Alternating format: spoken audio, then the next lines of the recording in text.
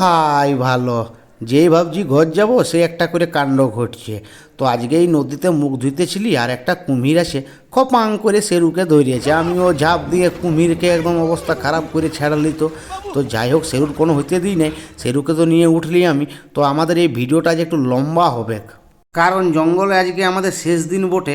আর কদিন পরে আমরা যাব ক্রিকেট বিশ্বকাপ দেখতে, টি-20। তো শুধু কুমিরের সঙ্গে লড়াই লই, একটু পরে একটা সাপের সঙ্গেও আমাদের লড়াই হইল। ওই সেরু গাছতলে বসেছিল, আর অ্যানাকোন্ডা সাপটা আসতেছিল। তো আমিও সাপটাকে পেঁচ দিয়ে সাপের 5 পা দেখাই ছাড়লি, বল দেখ কেমন লাগে।